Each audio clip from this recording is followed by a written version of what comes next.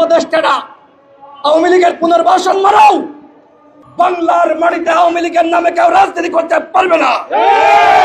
কথা ক্লিয়ার। প্রধান উপদেষ্টা হন আর যে উপদেষ্টা হন, কাউকে কোনো টাইম নাই।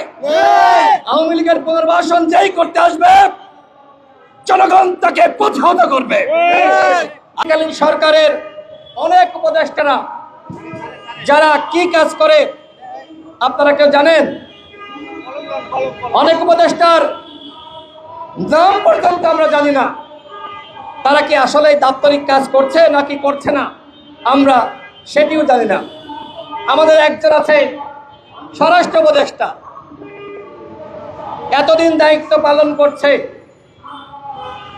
সাখাওয়াত সাহেবের পরে এখনো পর্যন্ত বাংলাদেশের আইন শৃঙ্খলা পরিস্থিতি তারা ঠিক করতে পারে নাই।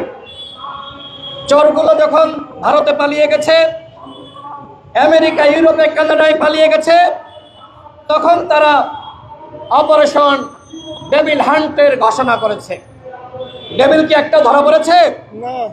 ওই যে ডেভিল সাবের, ডেভিল মান্নান, ওদেরকে তো দুইজন উপদেষ্টা মিলে জামিন করিয়েছে।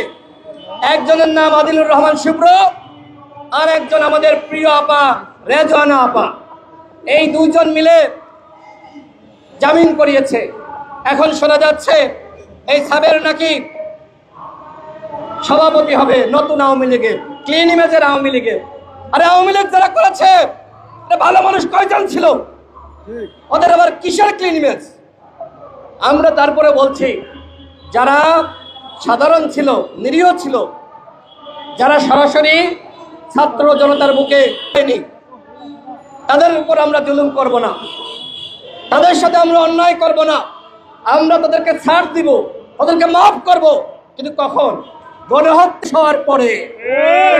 গণহত্যার শেষ হওয়ার আগে যতই ক্লিন ইমেজ হোক আর যে ইমেজ হোক, আমার ভাই জীবন দিয়েছে, রক্ত দিয়েছে, আর তোমরা এখন এই অবিপ্লবী সুশীল এইসব পুনর্বাসন করতে দেওয়া যাবে না। বন্ধুগণ,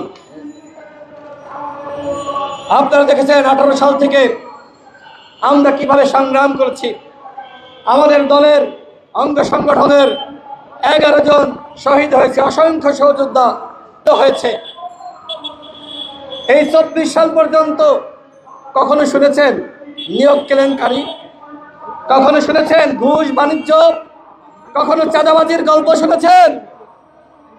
মিডিয়ার ভাইরা চ্যালেঞ্জ করে বলছে, কেউ যদি 1 টাকার চাঁদাবাজি প্রমাণ করতে পারেন, রাজনীতি ছেড়ে দিব।